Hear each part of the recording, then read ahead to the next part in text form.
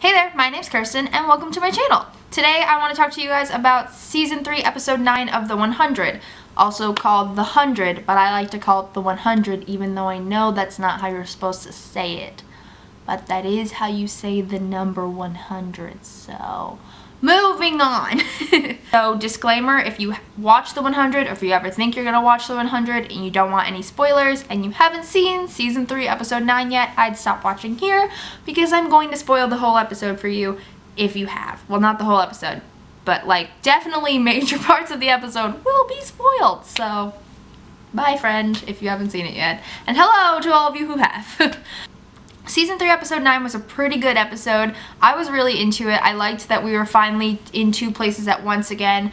We were in Paulus at the same time that we were in Arcadia, and we weren't ever really in between. We did go to the dropship once, but they didn't spend much time outside of Paulus or Arcadia. The storyline in Paulus was basically about the Conclave and about the Flame, and it surrounded itself around Ontori, Clark, Titus, kind of Rowan, and Murphy. So we start the episode off with Murphy and Clark, and that was pretty cool if you ask me. I really liked that pairing. Murphy's like the #1 character that the writers pair up with someone you wouldn't expect him paired with, which I find is really good for his character development because now that we see him with Clark again, it's been so long since he's seen all of them, and it's been so long since he was the Murphy she knew that they're both completely different people. The character development has gone so far, and it's so cool to see them together again because it's Clark and Murphy. Clark basically had Murphy hung from a tree season 1, and now they're like a little duo. So Clark doesn't want to leave Paulus until she knows who the next commander is. Murphy wants to get out of there, but he's sticking by Clark, which is actually a really nice thing to see because the last time Clark and Murphy were together, they definitely wouldn't have stuck together that way. He would have gone his own way and she would have gone hers, and it would have been that. Yeah, I really like the pairing of Murphy and Clark. I didn't like the fact that there were so many times in this episode where Murphy didn't abandon Clark, but the second Clark could, she left without Murphy, and she thought that Titus would help him, but you know, you can't really trust Titus Clark, and so now Murphy is trapped with Ontori and Rowan, and I'm pretty worried, but I'm also intrigued because I love a good matchup with Murphy, as I just said. Since I already mentioned Ontori, let's talk about Ontori and Rowan. So at the conclave of all the babies, all the baby Nightbloods, Ontori shows up with Rowan, basically staking her claim on the commander's seat. And she basically says she's gonna win the conclave and then she's gonna kill all the sky people, and I don't understand how everyone loves Ontori because like a lot of people love Ontori, especially people who loved Lexa love Ontori, and I'm just like, how can you love Ontori? She's gonna kill all of the original people from the show if she gets her way. Well, she wants to. And she's just the worst. She hated Lexa. She's the worst. She's the worst. And everyone loves her. She literally went into wherever the baby Nightbloods were sleeping and severed their heads while they were sleeping, and everyone's like, yeah, Ontori, woo, Ontori, and I'm like, she just murdered, she genocided the population of Nightbloods so that she could be the only Nightblood left. Genocided is not a word, but you know what I mean. Like, oh my god, she's insane, and I don't want her running an entire population of the earth. Do you? Because I don't. Gosh, I hope that, oh my gosh. Yeah, so Ontori sucks, but she'll make for an interesting storyline, I think, and she'll make for more Rowan. I like Rowan. Speaking of Rowan, I was super surprised that he was, like, acting that way towards Clark, because I kind of did think that they'd be allies of some kind, but he seems to want absolutely nothing to do with Clark when he shows her the door, so I'm a little bit worried about that, a little hesitant, but I'm also intrigued. See? Everything that makes me scared in the show also makes me intrigued. I love you, writers. You're great. I love you. So quickly, let's talk about Titus, and then we'll move on to Arcadia.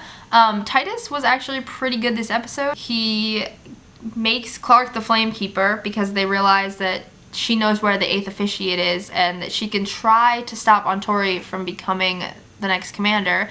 And then he goes up and he kills himself with a knife that Rowan puts to his throat. That scene, oh, that scene with him in the tub, oh my god, guys. I was like, oh. It was gory and it was intense and I was not expecting it at all. I thought Titus would live for a while, but I guess not. I don't know why I thought Titus would live for a while. Tori's kind of ruthless. If you don't have what she wants, she's gonna murder you, just like babies in their sleep. So, okay, moving on. Let's go to Arcadia. Now let's get back to my fave people over in Arcadia, because I love Arcadia. There's kind of like two groups of people that watch the show. People who love Arcadia and people who love Paulus. I love Arcadia. Arcadia are our main people. Other than Clark being in Paulus, I really don't have much, like, I just like Arcadia. It has all of our babies there and I love them. I hate myself. So in Arcadia we have Pike, who goes and sentences everybody in the jail to death, and I believe it was Kane who's like, you can't sentence all of us to death, and then like Lincoln was like, these people had nothing to do with it, they saw an open door. I don't know who said that, but basically they say that only the people who were the leaders of this were trying to commit treason. Everybody else was just trying to get out of a jail cell when the door was open. You can't punish them for that. And so they sentenced Sinclair, Kane, and Lincoln to death for treason and for going against Pike, yada yada yada yada yada. And there was this one line between Kane and Lincoln that I really enjoyed. So Kane's basically looking down at the scar he got when they became the 13th clan, and Lincoln's like, it could have worked. And it just like, that line hits you hard because it could have worked. If not for Pike, it could have worked. They could have been the 13th clan. Lexa would still be alive. Clark would be probably home by now. Everything would have worked. But it was because of Pike's prejudice that everything didn't work. Pike's the worst. Like, I can't wait until Pike's gone. But, you know, he's making for a good story, I guess. So I'll accept him for that reason. Sorry, my nose is super itchy. There's a part in this episode where Kane says, you don't break, you don't show fear, the people will remember. And that line, I think, to me, was supposed to be a really important line in the episode, and I really enjoyed that line. So let's talk about Bellamy first, and we'll go back to the guys in jail soon.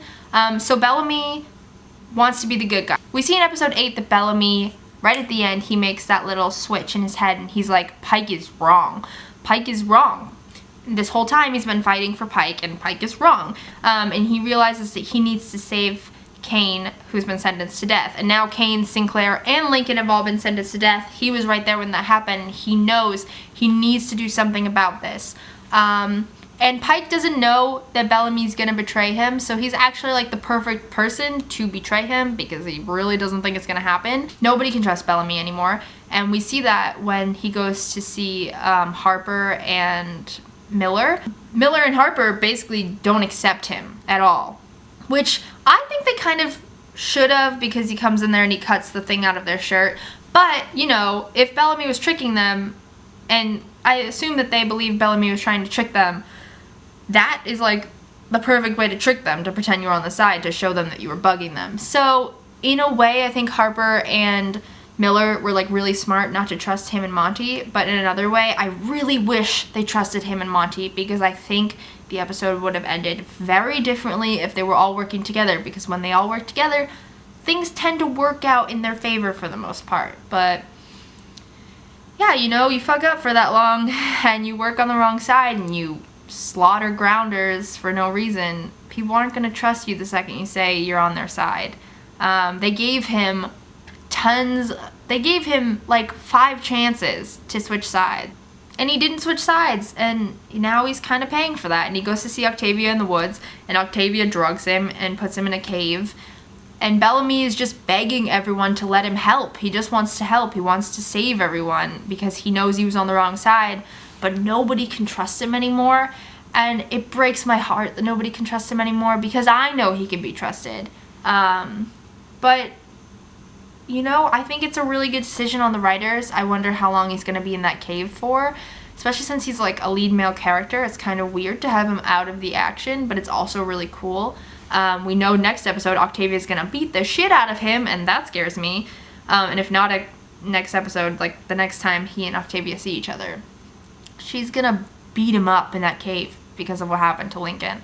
And I am like heartbroken for that moment. I know it hasn't happened yet, but oh my god, my heart is already broken for that moment.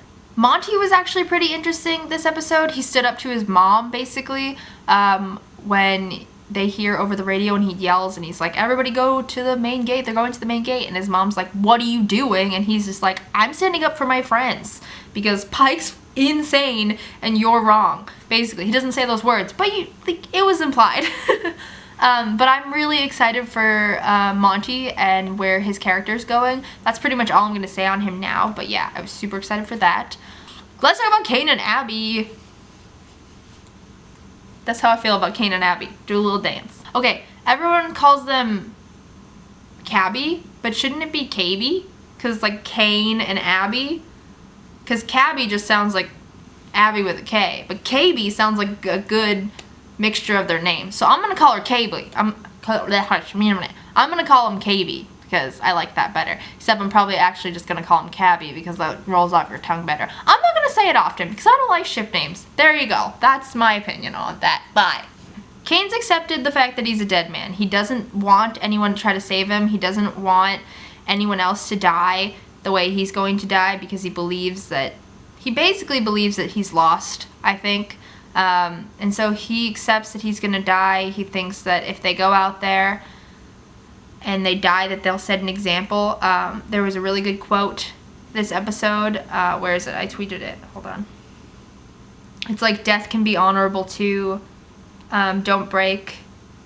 It says, you don't break, you don't show fear, the people will remember. That was like my favorite line because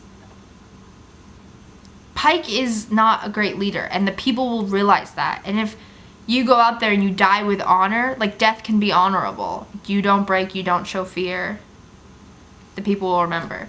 That's basically what Kane is planning on doing in this episode. So when he sees Abby and she's like, I'm gonna save you, he's like, don't try to save me because you can't. I'd rather you not die trying to save me. And obviously they're not gonna let them die.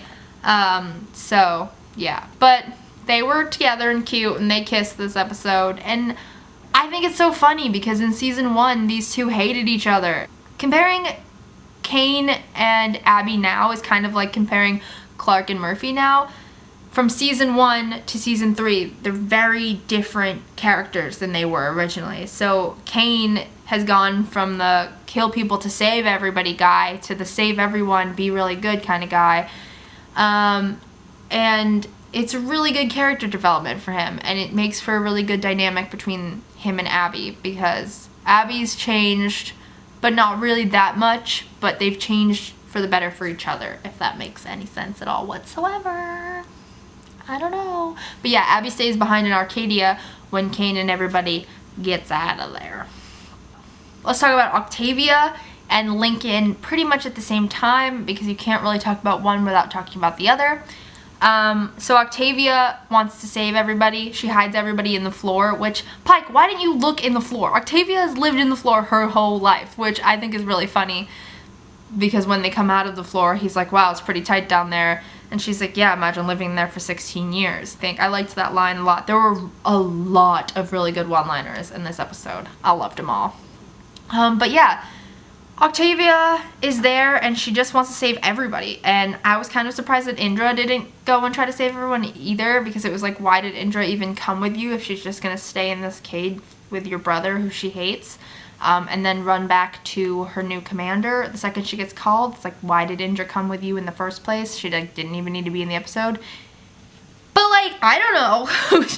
I don't know. What are they doing with Indra? I don't know. She just basically abandons Octavia again, and that's kind of a bummer. So Octavia tries to save everybody. She hides everybody in the floor. She gets everybody to the exit. And then when they're all trying to escape, Lincoln decides that he's going to sacrifice himself to save his people. So lastly and most importantly in this episode, I have to talk about Lincoln's death. When Pike gives Lincoln and everybody the ultimatum of them dying or the grounders that they have dying. Lincoln can't walk away from that. Lincoln can't be the guy who lets people die in his place. And he knows that Pike is not giving them an empty threat. He knows that they'll actually die, or he thinks.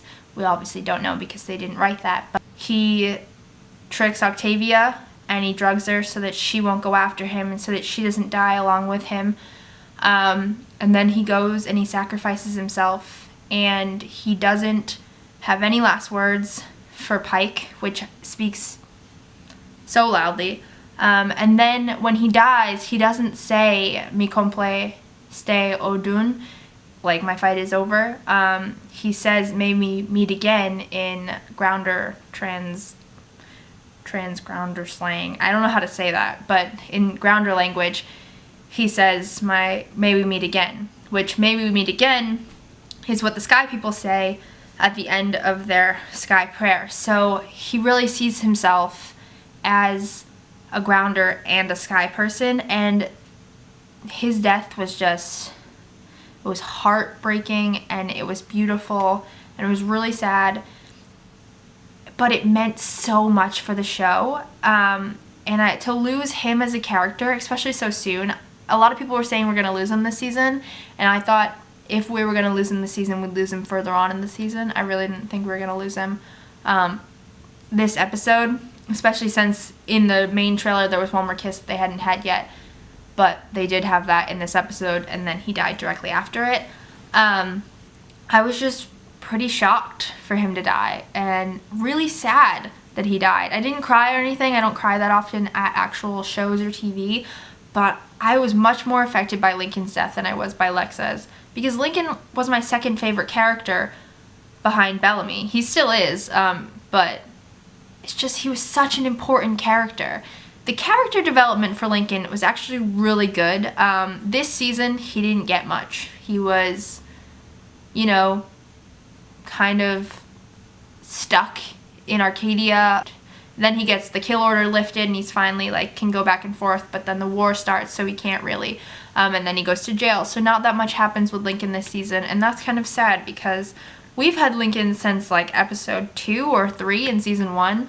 Lincoln is the first grounder that we meet, and he's the first grounder to show us who grounders are, and for us to have faith that not all grounders are bad people, and that they're not all just gonna murder you, that there's a chance that the grounders and the Sky People can live and coexist. And he's kind of the hope, you know?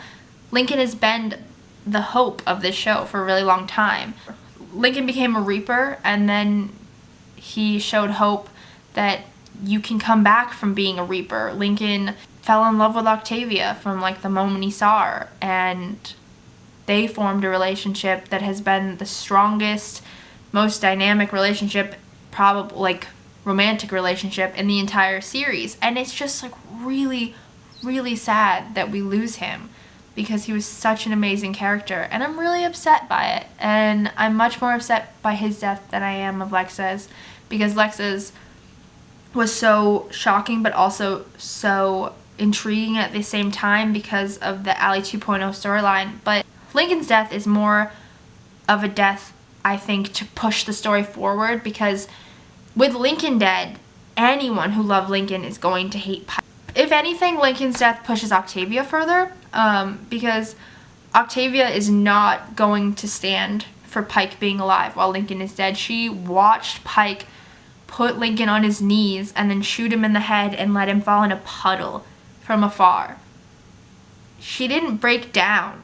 Do you see the hate and the determination in her eyes when Lincoln left? When Lincoln died? You guys, it's probably the most tragic and saddest death, if you ask me, for the entire series thus far. And it's definitely going to be a major thing that they're going to play off of for the rest of the season, at least for all the Sky People who loved Lincoln, and all the grounders who loved Lincoln, you know? I hope that this is the start of Pike's demise, finally, and I hope that you guys do not give up on the show the way a lot of people gave up on the show when Lexa died. Because even though such an amazing character is gone, all of the amazing characters and storyline is still here and still to come. So yeah, those are my thoughts on this episode. Basically, I hope this isn't 45 minutes long. I am really intrigued at where they're going for the rest of the season. I wonder if Clark's going to go to the seaside to find the 8th officiate. I think her name's Luna or something. I can't remember, so I haven't been saying her name. I'm really nervous for when Octavia and Bellamy see each other again, because Octavia is going to beat the shit out of Bellamy because Lincoln is dead. I'm like really afraid for that. Yeah, I'm just really excited for the rest of the season. And if you guys know anybody who recaps the episodes on YouTube, please let me know down below, because I want to go check them out. I really like to see people's opinions on the episodes. And I also really like to read your guys's. There were a lot of nice comments and discussions on my last video about the 100, and I would love if you guys did that again, because it's super fun to interact with you. Anyway, I'm gonna go. If you want to see me live tweet or talk to me about it on Twitter, go right ahead. I'm pretty much all 100 on Twitter, and my cats. Yeah, so I will see you guys maybe next episode for another recap or going into detail about certain parts of the episode and talking about my opinion. I love you guys. See you soon. Bye. Much fake is. That's gonna be fun to edit. Oh my god, I had a hiccup. I hate myself. I hate myself. I hate myself. I hate myself. I hate myself. I keep looking at all the cars and all the snow. This is a very bad spot for me to film, you guys. I'm gonna hate myself when I edit this. I'm really gonna hate myself when I edit this.